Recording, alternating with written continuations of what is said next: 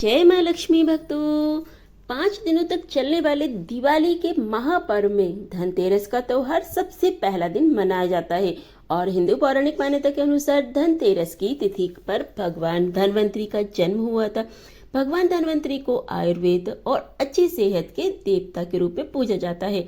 दिवाली पर धनतेरस के दिन भगवान धन्वंतरी की पूजा करने से जीवन में सुख, समृद्धि, ऐश्वर्य और अच्छी सेहत का आशीर्वाद प्राप्त होता है। साथ ही इस दिन बर्तन खरीदारी करना भी बहुत शुभ माना जाता है। धनतेरस के दिन हर तरह की शुभ कार्य प्रारंभ किए जा सकते हैं। इस दिन विशेष रूप से सोना, चांदी, आभूषण, नए बर्तन और आदि चीजें खरीदी जाती हैं। धनतेरस के दिन इस प्रकार की विशेष चीजें खरीदने पर माँ लक्ष्मी जी का आशीर्वाद प्राप्त होता है। ऐसी मान्यता है कि धनतेरस के दिन हम जिस भी वस्तु की खरीदारी करते हैं उसमें 13 गुना की वृद्धि होती है। इसलिए आपको ध्यान रखना है कि कोई भी ऐसी गलती ना करें, ऐसी वस्तु ना खरीदें जिससे कि आपको अशुभता प्राप्त हो। धनतेरस के दिन यह चीज कौन सी है, खासकर में आज के इस वीडियो में बताएंगे कि आपको इन विशेष चीजों में आपको कुछ ना कुछ जरूर खरीदना चाहिए। अगर आप ये सभी वस्तुएं ना खरीद पाए तो इनमें से जो भी आपकी सामर्थ्यता है वो वस्तु आप खरीद सकते हैं, ला सकते हैं। धनतेरस के दिन महालक्ष्मी जी, कुबेर देवता और धन्वंतरी भगवान की पूजा करने से घर में हमेशा धन, धान्य, सुख, सुविधा और वैभव से भरा रहता है। धनतेरस के दिन जो लोग सोने चांदी से बने हुए आभूषण, सोना चांदी ना खरीद पाए उन्हें भी इस दिन कुछ चीजें अवश्य ही खरीदनी चाहिए। सबसे पहली वस्तु है नई झाड़ू। धनतेरस के दिन नई झाड़ू खरीदना बहुत ही शुभ माना जाता है। माँ लक्ष्मी जी का प्रतीक माना जाता है और ऐसा माना जाता है कि नई झाड़ू से धनतेरस के दिन पहले पूजा करके फिर उसका प्रयोग करने से घर की सारी नकारात्मक ऊर्जा दूर हो जाती है और घर में सुख समृद्धि का वास हो जाता है। और अगर हो सके तो सामर्थ्य हो तो धनतेरस के दिन एक झाड़ू का गुप्त दान अवश्य करना चाहिए। इसे आप मंदिर में किसी चौराहे पर या ऐसी जगह पर जहां से कोई भी जरूरतमंद व्यक्ति इस झाड़ू को उठा करके ले जाए वहां पर आपको रख देना चाहिए। दूसरी वस्तु है साबुत धनिया। धनतेरस के दिन आपको लेकर के आना है साबुत धनिया। कोई भी ला सकता है, 5 या 10 रुपए का आता है।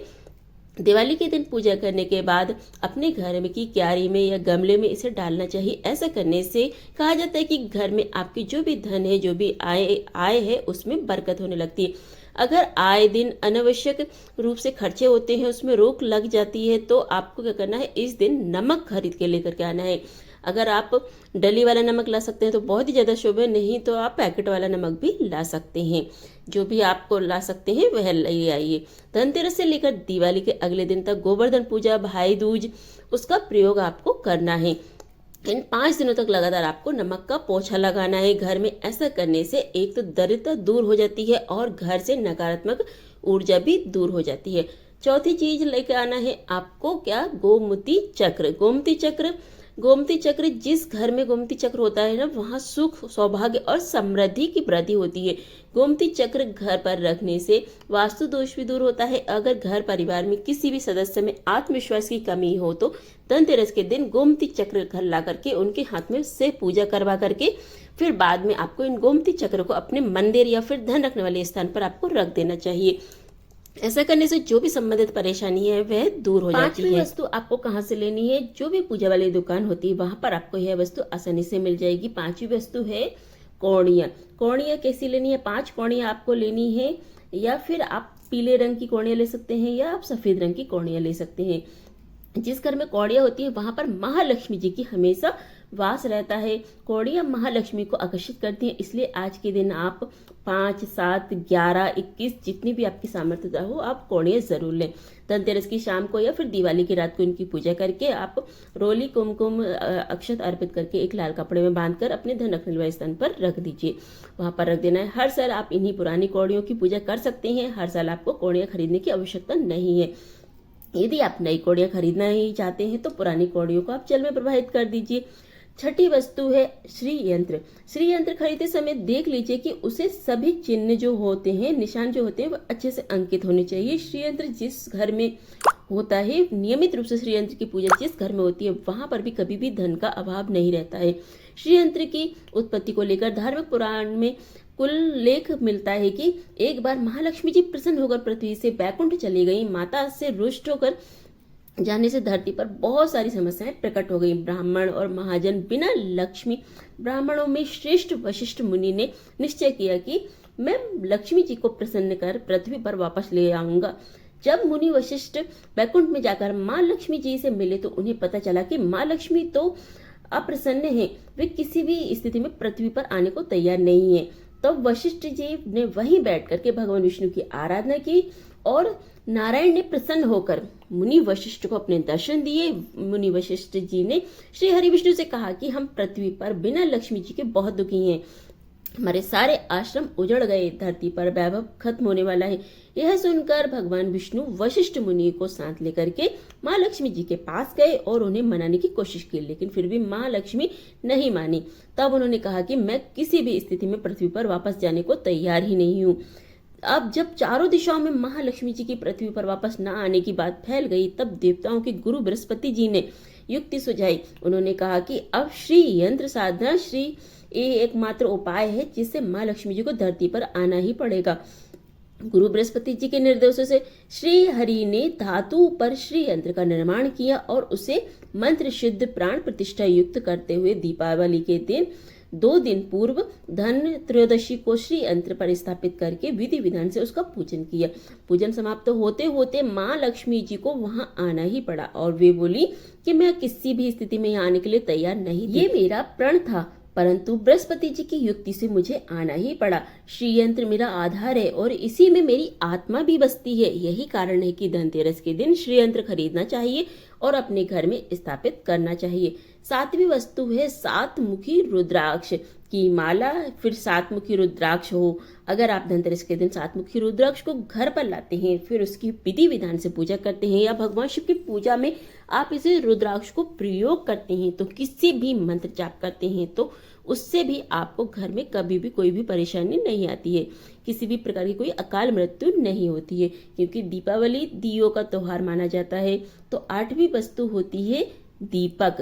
दीपक जलाया जाता है, धनतेरस के दिन भी दीप जलाए जाते हैं। अगर आप चाहते हैं कि आपके घर में साक्षात माँ लक्ष्मी जी का वास सदा रहे, तो पूरे वर्ष में आपको घर में धन की कोई कमी ना रहे, तो आपको कभी कर्ज लेने की नौबत ना आए, तो ऐसे में धनतेरस की शाम को आप 13 दीपक घर के अंदर जरूर जलाएं, घर के बाहर अंदर सब जगह 13 दीपक जरूर जलाएं। और धनतेरस के दिन 8वीं वस्तु होती है मिट्टी के दीपक, तो आप मिट्टी के दीपक जरूर लीजिए। अपनी सामर्थ्यता के अनुसार आप जितने भी लेना चाहते हैं, जरूरत के हिसाब से आप उतने ले सकते हैं, ठीक है। अब मिट्टी के दीपक का जो तेल रहता है, तेल सहित और बाती सहित, रुई सहित भी आप दान कर सकते हैं, इससे भी आपको माँ लक्ष्मी जी की कृपा प्राप्त होती है। इसके बाद 9वीं वस्तु होती है लक्ष्मी जी और गणेश जी की मूर्ति। लेकिन यदि आप मिट्टी की मूर्ति लाना चाहते हैं तो मिट्टी की, धातु की लाना चाहते हैं तो धातु की, सोने चांदी की, पीतल की, जो भी आपकी सामर्थ्यता है वह आप ले सकते हैं। अगर आपके पास पहले से मूर्तियां हैं तो जरूरी नहीं है आप हर दिवाली पर मूर्ति खरीदें, जो पहले से हैं आप उनकी हर साल पूजा कर सकते हैं। अगर आप हर साल मिट्टी की खरीदते हैं तो आप वह कर सकते हैं, लेकिन मिट्टी की जो मूर्ति रहती है उनका विसर्जन करना जरूरी होता है। विधि विधान से पूजा करने के बाद धनतेरस के दिन खरीदी गई मूर्तियों को दिवाली की शाम को पूजा करनी चाहिए। धनतेरस के दिन आप भगवान गणेश और माँ लक्ष्मी जी की मूर्ति खरीदें तो वो खरीदते समय ये ध्यान रखें कि दोनों मूर्ति अलग अलग होनी चाहिए और दोनों ही मूर्ति में भगवान गणेश और लक्ष्मी जी बैठे होने चाहिए, खड़ी मुद्रा में नहीं होनी चाहिए। जो मूर्तियां होती हैं खड़ी, वह उग्र स्वभाव की और चंचल मानी जाती हैं। अगर आप खड़ी मुद्रा में मूर्तियां लायक कराते हैं तो ऐसे में धन का अभाव आपके घर में लगातार बना रहता है। और आपको ध्यान रखना है कि जो मूर्तियां लेकर आए हैं वह वहीं कहीं से भी खंडित ना हो, टूटी ना हो। गणेश जी की प्रतिमा खरीदते समय ध्यान रखें कि उनकी जो सूंड है वह बाईं तरफ मुड़ी होनी चाहिए, उनका वह मूषक भी उसे मूर्ति में जरूर होना चाहिए। भगवान गणेश जी के एक हाथ में लड्डू या मोदक भी होना चाहिए और महालक्ष्मी जी जो मूर्ति है वह कमल के फूल पर विराजित होनी चाहिए। उनके हाथ में सिक्के या फिर सिक्के भरने वाली जो घड़ा रहता है वह होना चाहिए। ऐसी मूर्तियां घर में लाना बहुत शुभ होता है।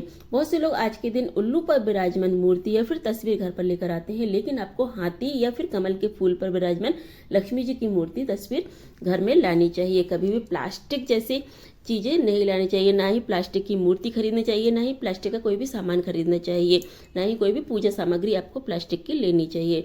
मिट्टी या धातु की ही लेनी चाहिए, या फिर आप अष्ट धातु की भी मूर्ति ला सकते हैं। धनतेरस के दिन आपको 10वीं वस्तु क्या खरीदनी है? कुबेर यंत्र। जिस घर में कुबेर यंत्र होता है ना, तो वहां पर धन के देवता कुबेर का वास होता है। साथ ही माँ लक्ष्मी जी भी वहां पर वास करती हैं। आपको उत्तर दिशा में ही धन कुबेर यंत्र की स्थापना करनी चाहिए। इस यंत्र, इस दिशा का जो रहता है, सही निर्माण परिवार की समृद्धि और खुशियों को लेकर के आता है। साथ ही अगर आपके घर में किसी तरह का कोई वस्तु दोष है, वास्तु दोष है, या फिर किसी व्यापार कारोबार नहीं चल रहा है, बरकत नहीं है घर में, लोग बहुत मेहनत करते हैं फिर भी उतना धन नहीं आ पा रहा है, धन आने से ज़्यादा धन खर्च हो रहा है, मेहनत करने के बाद भी आपकी तिजोरी खाली रखी रहती है, तो उसे पूरा साल भरा रहने के लिए आपको धनतेरस के दिन और दिवाली के दिन कुबेर यंत्र की विधि विधान से भी पूजा करनी चाहिए। 11वीं वस्तु है सोने चांदी के आभूषण या फिर सोने चांदी का सिक्का। जो भी आपकी सामर्थ्यता है, आप अपनी सामर्थ्य के अनुसार कुछ भी खरीद सकते हैं, या फिर कोई चांदी का सिक्का ही खरीद लीजिए, उसकी भी आप पूजा कर लीजिए। यदि आपकी सामर्थ्यता ना हो तो आप सोने चांदी के आभूषण या सिक्के के बजाय मिट्टी के बर्तन या फिर एक चम्मच भी खरीद सकते हैं। उससे भी आपके घर में पूरे साल बरकत होती है।